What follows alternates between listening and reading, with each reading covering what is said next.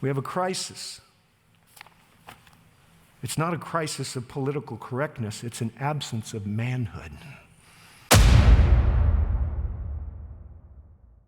Okay, friends, we're going to get right into this video today. Okay, so we are talking about a recent post that came from David Kelly, who is the son of Pastor Ronkelly.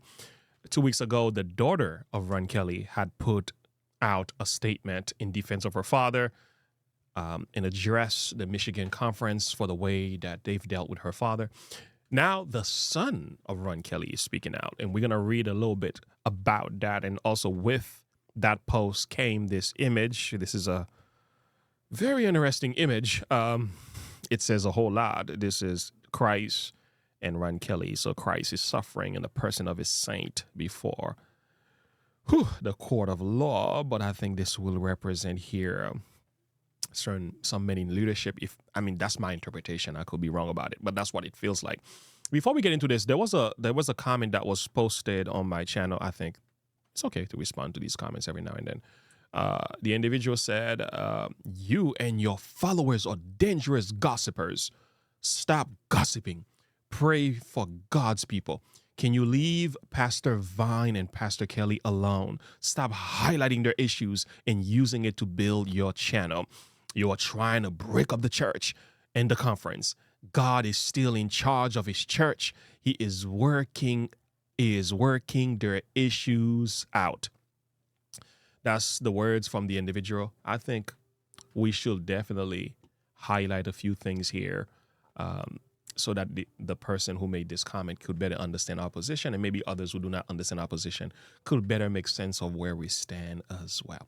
Before we read what David Kelly has to say, let me read this quotation to you. The greatest want of the world today is the want of men. Men who will not be bought or sold. Men who their enemies sold are true and honest. Men who do not fear to call sin by his right name. Men whose conscience is as true to duty as the needle to the pole. Men who will stand for the right though the heavens fall. We need these types of men today. The world is dying for honest men to speak up and speak out against evil. Isaiah 56, read that. We are told one of the issues back then and as it is today, we have a lot of good men who are quiet, dumb dog who refuse to bark. That's what the Bible uses. Now, I'm not calling you a dumb dog. I'm just letting you know how God describes men who know right and true and honest men who choose not to speak up and speak out when certain things are going wrong in the house of God. God condemns the silence of these men.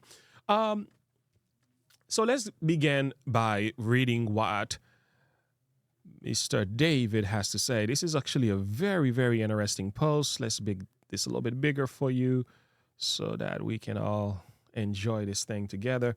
So this is on his Facebook account. A letter about my father getting fired, Pastor Ronkelly. To the people first, to Jim Mitchell and the Michigan Conference, Seventh-day Adventist second.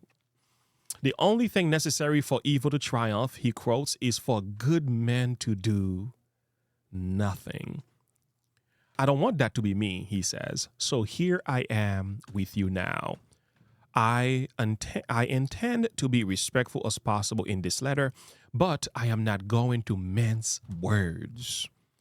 Beating around the bush helps no one, he says. My dad has spent 35 years as a fierce defender of the Adventist Church and all of the pastors and leaders within it, including Jim Mitchell. It was frustrating at times how strongly he stood for them. You were never allowed to say negative things about them, period. There was never a question of whether Dad had the church back or his fellow pastors back. Never. And this is speaking from the perspective of a son in the home, okay? Similar to the daughter's testimony as well. So let's read on. I listened on the phone and couldn't be there in person. Has Jim Mitchell attempted to deceive the village church to their face in the Sunday morning meeting? Here were the lies. So he's highlighting some of the lies from Jim Mitchell's account for the reason why Pastor Ronkelly was placed on the administrative leave. Number one, Ronkelly still works in Michigan. Trustful translation. He is fired from working for the Michigan Conference SDA Church. And what we mean is that he wants to work for another company, an organization in the state of Michigan. He can do that. Okay. Lie number two. We never said you could not have the insurance for the new building until Conf was removed from his church office. So he said that was also a lie. Truthful translation is this. I don't believe we ever said these exact words, but this is precisely what we meant. Go watch the village elders stand up on Sunday morning in complete agreement with this. We spoke about this as well. We've highlighted these videos. In a court of law, you place your hands on the Bible and swear to tell all the truth, we are told, the whole truth and nothing but the truth. The truth is simple. These other qualifiers are included for when people try to be deceptive in a court of law without actual perjuring themselves. The whole truth. This protects us from lies by leaving things out. Nothing but the truth. This protects us from misleading statements that may not technically be lies, but they are deceiving. This is precisely what Jim Mitchell did in the Sunday meeting by making these deceptive statements, he says. Do we need to bring out a Bible and make our conference president swear on it for him to be honest? This is the behavior we will expect from politicians in D.C. How many lies are acceptable from a man who is at the top leader of the Adventist Church in Michigan? I think zero. I could go on about the appalling process and many other things, but others have already done a good job covering these things. My point is that even by the world standards, these men are out of line. Why do we need to break out the world standards of right and wrong to make a case? They have attempted to cripple a church that was thriving and doing God's work. They have done this directly against the wishes of those who attend that church. They have walked all over the advancement of God's work for reasons they can't clearly state to us beside it was a difference of opinion, Jim Mitchell, in that Sunday meeting, December 8th. They have hidden behind closed doors committees. They have never presented formal charges or given him a chance to answer the charges. It appears they are attempting to drag this process out until everyone slowly forgets and momentum fades. These leaders ought to be servants, not kings, making decisions on our behalf and forcing us to live with them. I believe these men are banking on the fact that you reading this, won't do anything. Personally, this is what I'm doing. I am writing this letter to you now. I will not give one more penny of tithe to the Michigan Conference as long as this continues. I will still give it, just not to them. Wow. I will go one step further to Jim Mitchell and those who closely participated in this decision and the deception. You have lied to the people. You have attempted to cripple a church doing God's work directly against the people's wishes. Do one of the following things. Apologize publicly. Ask for forgiveness. Admit your wrongdoing and change your ways. Step down and allow someone else to lead. My dad is not perfect. He has always had courage and integrity in working with conference leaders. If you are reading this, take action. Always have the right spirit, but don't mistake doing nothing for doing what is right. Dear reader, I urge you to take action. Whatever God has put in your heart to do, pick up the phone, write a letter, tell your friend to write a letter, bring it in front of your church, pay your tithes to another organization. Please pray for it. It's God's money. And he went on to say, note, I do not consult or run this letter by my Father before writing before writing or posting. These are my own thoughts and opinions. Boy, David Kelly has spoken somebody.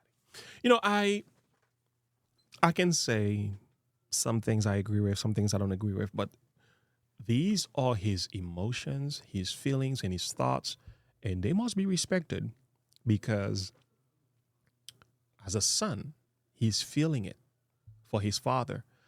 I see the heart of a son who loves his dad, who cares about what's happening to his dad, and he's just speaking out. So we can argue about the tie. I'm not going to make that argument right now. We can say, I don't like, calling lies and stuff like that. Well, we can go on and on. But this is the way he feels. And he is speaking out. And I will say, I respect that opinion, even though I may not agree with every wording in there. But I'll tell you what, David will fall in line, will be somewhat fulfilling the kind of man who calls sin by his right name. And he quoted one of my favorite quotation. This has been on my phone all year long. I'm so serious. And if you don't believe me, I'm going to quickly show you. I'm not sure how much of that you can see, but you see that? Yeah. The only thing necessary for evil to triumph is for good men to do nothing. It's on my phone. So this has been my marching orders myself, and you can understand why I speak up and speak out. And I do agree with David's appeal here. You need to speak up and speak out and stop being quiet about issues that you know is tearing God's church apart. That is true. Now, not all of us are called to do the same thing. Not all of us are called to address issues in the same way, right? We don't all have to have one of those mics, right? We don't all have to do that. Some people write, some people pray, some people speak, some people work, some people appeal, some people have dialogue. So God can work in various ways through various means. And I believe there are many individuals that we may not even know that are working behind the scenes to make a difference in these issues. So that's part of the thing I would like to say. Pastor Ronkelly, in his video, spoke about his mother doing better, and I'm glad about that. He made mention of some videos that you guys need to go and watch, and I spoke about that in yesterday's video. Let me see if I could quickly quote this part for you. I'm not sharing a lot right now about what's gone on in my situation because I'm still hoping that behind the scenes, the church can do a better job of solving this problem than it's been done so far. In time, if necessary, we'll talk about more of it. In the meantime, I want to encourage you to watch a series of sermons that I preached a few years ago entitled True Men Wanted. It's based on that quotation from the book Education, page 57. The greatest want of the world is the want of men who cannot be bought or sold, men who in their inmost souls are true and honest, men who do not fear to call sin by its right name, men who are as true to duty as the needle to the pole, men who will stand for the right, though the heavens fall. Well, he just tells you a whole lot in such a little time. I plan on doing a live stream with Andy Roman, and we might go through this. We might milk and trying to go and understand what the man is saying here in full context. But he doesn't want to talk so much about the issue. He's hoping the church will come and reconsider their position. And there was a letter written from the village church, from the executive board members, asking for him to be reinstated by January 5th. Will that happen? We don't necessarily know. But it does feel like there is a prolonging of the process, which is telling me, I'm beginning to be more and more convinced, Pastor Ronkelly probably will not be reinstated. If it's God's will, it's God's bill, there must be a reason behind it. And I think all things will work together for good. But I'm really at the same time hoping that he does get reinstated. And put the issues to the side, forgive each other, and work for the glory of God. Let the village church do what it does, be a beacon and a shining light in the world today. This is an attack on God's church. It's an attack on the Village SDA church. They have had a momentum. They've been doing exceptionally well, and they still are. But this right here is an open wound. It is a sore in the body. It doesn't look bad. It doesn't look good publicly. But the fact we are talking about it, it shows we are working out these issues as much as possible. And I'm praying for the Village SDA church. So some people who like to say, we are here to gossip. No, it's not gossiping. We are talking about the things that need to be talked about. Silence has been our greatest problems. Our quietness has been our danger. By holding back and not speaking the facts and the truth in the right spirit, we've done more damage to the church of God than those who are speaking the wrong way. These are my thoughts. Now, I love how we're going to skip this part. This could be a whole nother ball game. He's going to quote something here. And again, this is the end of one of his sermons. And wanted true men, right? He's talking about these sermons you go and look at. The reason he says that is because whatever he's feeling is already expressed in these sermons. He's telling you, you want to know what I'm thinking right now? Where I am right now at this phase of the situation? Go listen to these sermons because these sermons articulate my thoughts at this moment. That's why I've been listening to them and I've been sharing some excerpts. This is a closing remark from his sermon. And I want you to listen carefully to what the man said here as we end it. If you can keep your head when all about you are losing theirs and blaming it on you. If you can trust yourself when all men doubt you, but make allowance for their doubting too. If you can wait and not be tired by waiting, or be lied about and don't deal in lies, or being hated, don't give way to hating, and yet don't look too good nor talk too wise. If you can dream and not make dreams your masters, if you can think and not make thoughts your aim, if you can meet with triumph and disaster and treat those two impostors just the same. If you can bear to hear the truth you've spoken twisted by knaves to make a trap for fools, or watch the things you gave your life for broken and stoop and build them up with worn out tools. If you can make one heap of all your winnings and risk it in one turn of pitch and toss, and lose and start again at your beginnings and never breathe a word about your loss. If you can force your heart and nerve and sinew to serve your turn long after they are gone, and so hold on when there is nothing in you except the will which says to them, hold on. If you can talk with crowds and keep your virtue and walk with kings and not lose the common touch, if neither foes nor loving friends can hurt you, if all men count with you, but none too much, if you can fill the unforgiving minute with 60 seconds worth of distance run, yours is the earth and everything in it. And what is more, you'll be a man, my son. We have a crisis. It's not a crisis of political correctness. It's an absence of manhood. We've been victimized by playboy invitations and pursuits of pleasure. We've kind of gone along. And in moments when we realize we're going the wrong way, it's made it a little hard to stand up. Not bought, not sold. And by the way, if you're a denominational employee listening to me here today, you don't get any more money with your promotion. Oh, you might get 1% more. But if for the sake of affirmation from the organization you compromise yourself, just remember this, you're compromised wherever you go until you make it right. Mercy. We were told by Jeremiah that God would give us pastors after his own heart. Read the book. I read a good portion of it last night. If there's one ministry I wouldn't want, it's the ministry of Jeremiah.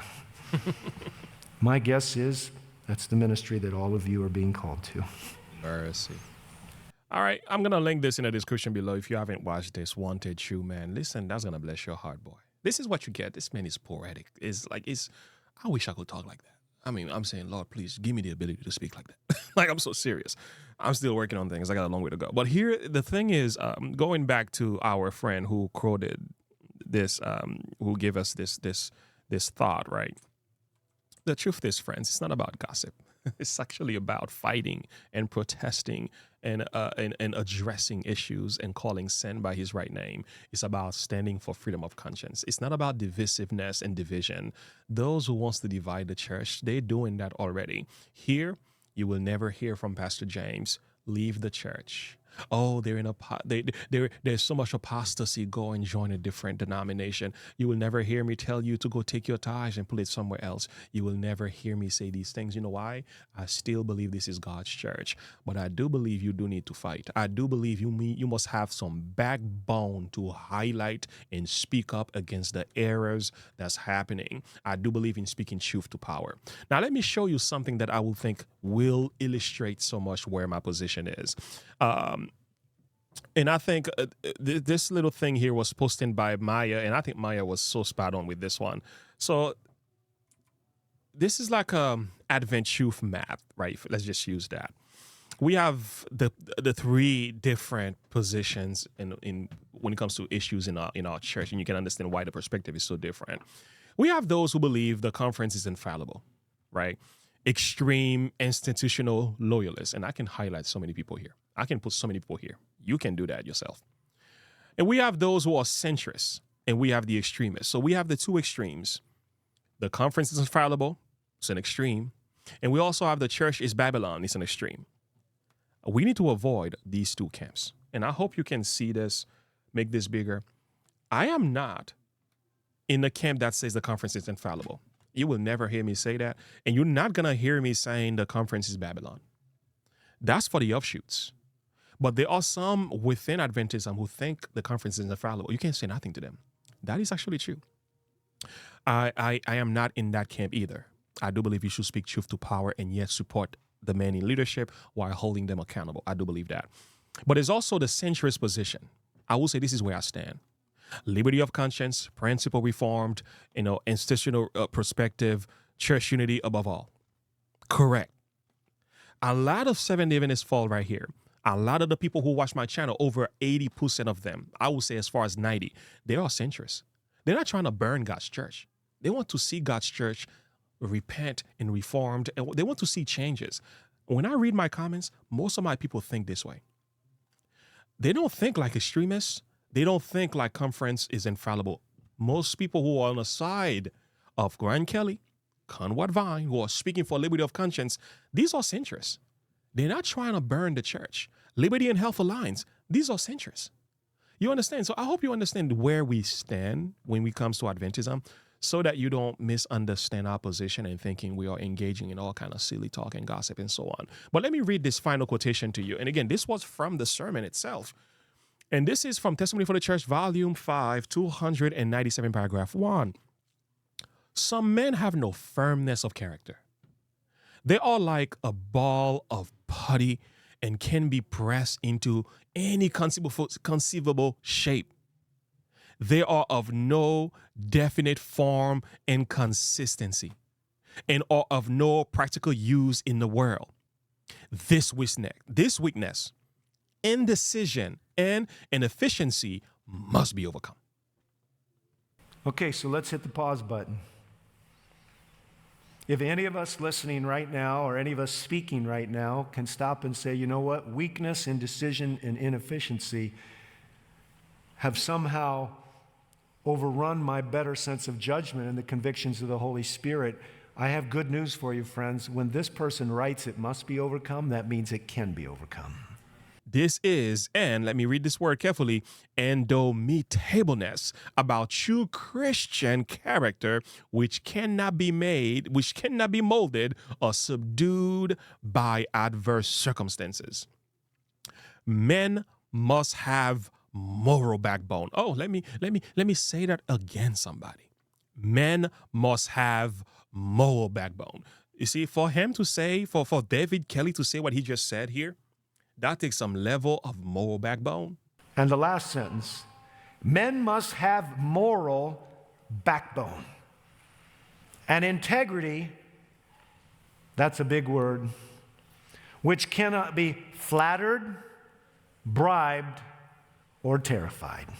You need an integrity that cannot be flattered, bribed, or terrified. This is the kind of man God is looking for today, to stand the truth, to stand for the truth once delivered to the saints. At least you have an idea, Mr. Man, where our position is. And you know who you are, who quoted this. So we're just going to move on from that. Anyway, share your thought and perspective with me. How do you feel about David Kelly's position? His words. What do these things mean to you? I could say a lot more, but I think it's best to be quiet at this time. Until next time, have a good one. Bye.